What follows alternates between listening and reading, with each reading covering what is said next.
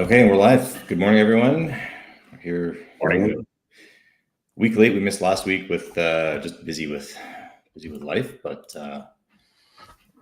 here we are. And But here we're back again for a short one because I think we're busy again today. But yeah. So we want to try a couple different things today. We've been throwing around this idea of some feature properties, and whether they're ours or not. One of them today will be, but there's another one that's just, I think, such a cool house that can't be overlooked. Somebody's got to buy this house and turn it into a museum. So, okay, I'm going to do a bit of a screen share here. Let's see, share screen. Okay, the first one, this is a listing we just brought on. I think this is, it's such a nice house and just a great neighborhood. And so it's just a house that is totally built for building community, which is a bit unique, especially in these newer neighborhoods. It seems like they're almost purpose built with an opposite. The front attached garage. Yeah, the front attached garage. You get into your house, you close the door, and you don't see anybody until you leave the next day, if you see anybody.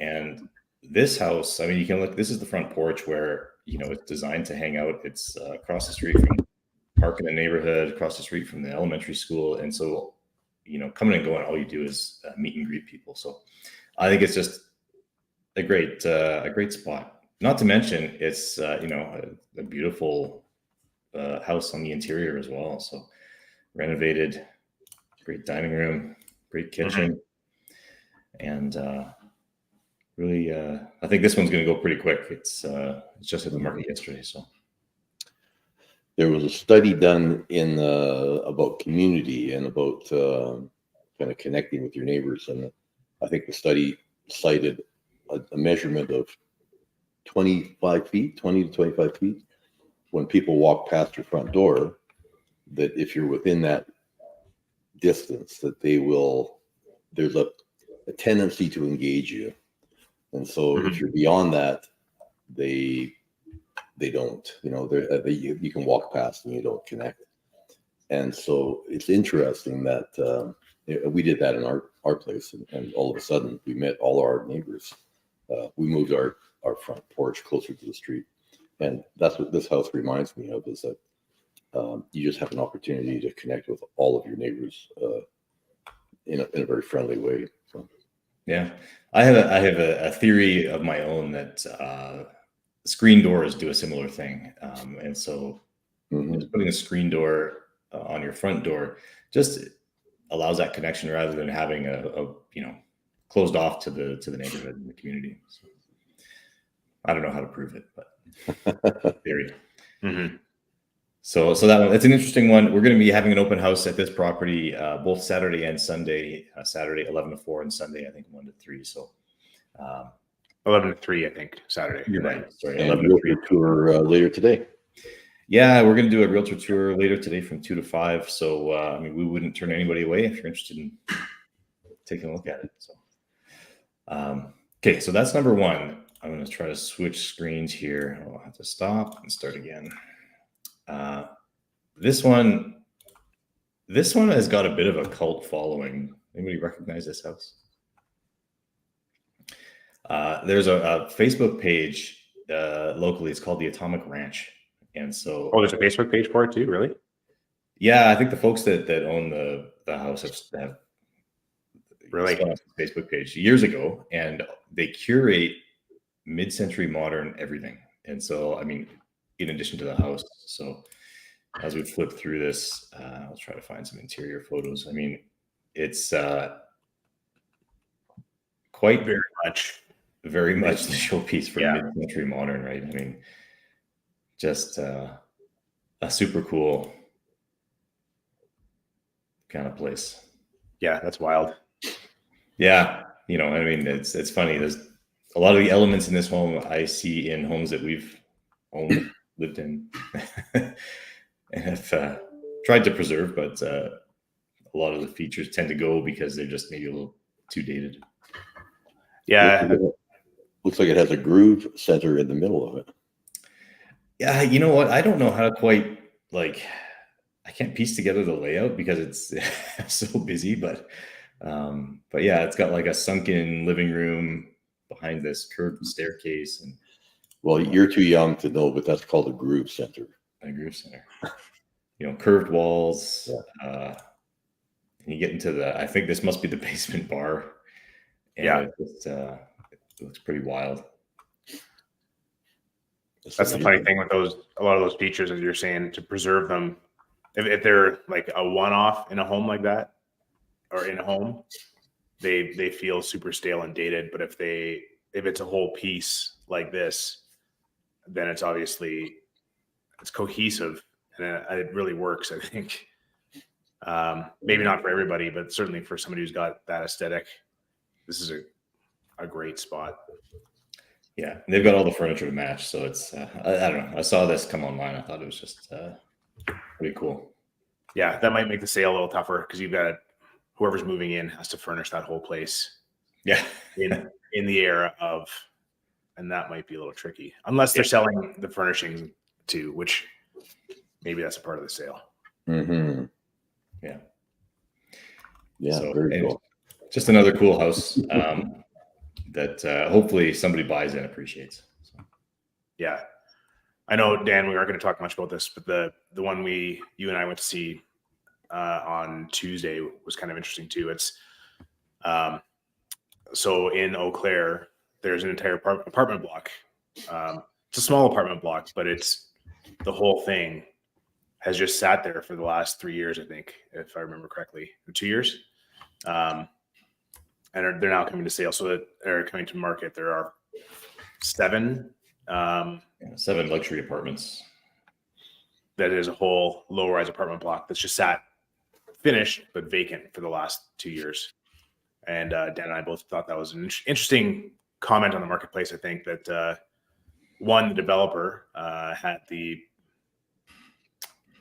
had deep enough pockets, and also I don't know, that their focus was so taken elsewhere that they finished the project and were just like, okay, well, we'll just pay a guy to come through and maintain it for a couple of years. Yeah. And we calculated about $12-13 million in product there. Something like that. Yeah. Yeah. Just seems like a lot of money just to leave sitting on the shelf. But I guess if the market's not right for it, and you can wait, you wait. But for anyone looking for an executive condo, there are a few coming up in Oakair, 88 Watermark, that they're nice places. Anyways. Yeah. Cool. Well, the next thing, this is a little bit of inside baseball, as I call it. It's just talking about Real Broker. I was at the conference in San Diego. It feels like a long time ago. It was just last week. They made a few interesting announcements, and I think that Real Broker is quickly becoming the Apple of real estate brokerages. Always innovating, always bringing out stuff that maybe you didn't even see coming. And so I just think it's awesome to be a part of that kind of ecosystem. So one of the things that they announced is the idea of the RealWallet. And so the idea there is, at a real estate, when you're selling real estate, you're accumulating a bunch of assets, right? You have your upcoming commissions, you have your past commissions. At Real, you have your stock holdings, and things of that nature. And so they're looking at this as a way to, first of all, speed up payments to agents. So if they have this notion of a wallet or a bank account within the brokerage rather than outside, you can get paid quicker. You can use that wallet then as a credit record or something like that, right? So if you wanted to then take out a credit card against it, Real has the plans to issue credit cards against your track record, essentially, against your future income and against your stock holdings and all this sort of stuff, even if they haven't vested and so on. So they're looking at ways to, again, just help agents. I mean, if you had an extra $30,000 of credit available to you today at a very low or a nominal fee, I think most people would take it to further their business. There's mention of using the interest, and these would be interest-bearing accounts, the interest that accrues to offset your brokerage fees. lots of innovation that I think is not found anywhere else. Couldn't be found anywhere else because of the traditional franchise model. I mean, you'd have to rely on all the franchise owner agreeing and offering the same product. So having a fairly flat model this way is I think super cool. Even for teams, if they wanted to take out a team credit card and have their agents, brand new agents coming into the business, have access to some credit through the team. Just great ways to attract great agents, I think. So that's number one. Second thing is they announced that the revenue share is you can retire with revenue share. And so I think that what that means is you might have to stay licensed for regulatory reasons, but you don't have to continue to be active in the business. There's some minimum requirements there, like having been with the company for X number of years and so on, but it allows people to retire. I mean, and this goes beyond what they announced last year, which was willable rev share, which required you to pass away, which is not it's a nice thing, but that's the right direction, but any favors. Yeah, it does maybe your next of kin a favor, but not you so much. Yeah, I was a little worried about that one. Yeah, so the retirement one is good. It really truly does. In addition to the stock plans and all that stuff, it provides a means for the everyday realtor to have retirement. So again, super cool and coming soon. And then the third thing that was announced and released within minutes was the wealth plan. So this is something that we have access to within our own ecosystem. The wealth plan has it's just a planning tool that allows you to say, I plan to earn X amount of dollars, and I'm going to hit elite or not hit elite, and I'm going to attract so many agents. And just rather than you having to try to build out a spreadsheet and understand everything, you can just plug some simple numbers in and it builds it for you. And if there's some other agents that can't see past on the surface what might seem like a higher fee, brokerage fees, you can build out a simple wealth plan, the 5-year wealth plan, and you can see how much more they would earn than just commission. And so it's a cool tool, and it's live. So that's a neat thing. If there's anybody out there that's thinking they might want to understand what that is, we can develop the wealth plan for you and share it. So just flipping back to the wallet. I mean, I think it has been done before in a way that you might be able to speak to commission advances or loans from a brokerage. That's something that was done or is being done. But I think this is certainly a way that it's facilitated, made easier, made cleaner. Well, I think it's a lot better system because in a lot of brokerages, quite frankly, they, not a lot of realtors don't make a fairly good living. And so commission advances are a big part of our ecosystem. A lot of brokerages actually make a good chunk of income off of commission advances, where they provide loan advances. They're usually at as you can imagine, higher rates. They're kind of like it rates in the almost in the double digits, which are not. I've seen some as high as 30% on an annual basis. Yeah. So basically a payday loan, which is what they are, I guess. But they're payday loans, exactly. So does that help the agent? Well, and maybe if he's got to feed his kids that week, but is it really the best thing? So I support that for sure. Real Broker providing those kinds of initiatives is a great idea. I think that's really a benefit to the industry. Yeah, and I mean a kind of side effect of that is for Real Broker, that is the last piece of technology that they don't wholly own, is the payment system. So right now we have a system for paying agents in Canada and the US. I think that they use a different system in the US that's quicker, but otherwise they don't license a single piece of technology. Like everything that they use and we use to run our business has been built from the ground up in the last 18 months.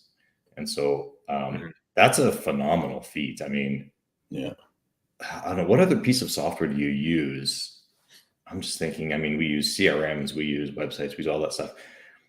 A lot of that stuff has so much tech debt that they cannot innovate, right? They have to please people that have been using the product for 10 years and so on. And they just, they can't take a huge leap forward like this because they just have to cater to people who already use the product and don't want to see change. So yeah, it's really good point, actually.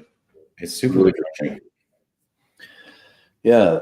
Well, and last week while you were down at the conference in San Diego, I was at a conference in, pardon me, in Cancun, which was, I mean, doesn't directly tie into this, but it was a coaching conference. And what it was, the top coaches and really across North America speaking and giving it, advice on how to mentor, how to coach other people. So that was very instructive too, and it works towards a new course that I'll be teaching at the Haskayne Center at the University of Calgary on real estate sales, so sales development. So that's coming up in the spring. I believe it's in March or April. And looking forward to developing that. That's kind of new, as well as absolutely new for me, a new skill set that I'm trying to learn, and pushing the boundaries for me for sure. So yeah, that's cool. Good for you. Yeah, all ties into real estate, and it's interesting that last piece that you talked about, Daniel, which I haven't really tied into, or is. Where you can your work plan, I guess. Yeah, the wealth plan. So that's an interesting piece. Yeah, it just it says if you're going to earn this much in commission, which everybody can earn, right? It's the gross numbers, and then it just talks about all the additional pieces. If you're going to participate in stock purchase plan, it allows you to forecast. And we ran a couple samples, and forecasting the stock price in 5 years to be moderately above where it is today. I mean, not 20x, but even 2x. It's significant. It's quite a significant increase in wealth over what you might earn and net out at another brokerage. So, yeah, that's great. Yeah. Okay. Well, it's coming up on 9:30, and I think we all have places to be. So we're going to sign off, and I just wanted to say thank you. I talked to a couple of people in the last couple of weeks who said they tune into these and they enjoy them. So Ryan, Justin, thanks for tuning in, and hope we get more viewers, and we'll continue to do these. So yeah, appreciate it. Thanks, everyone. Thanks, everyone. Have a great day. Take care. Bye for now.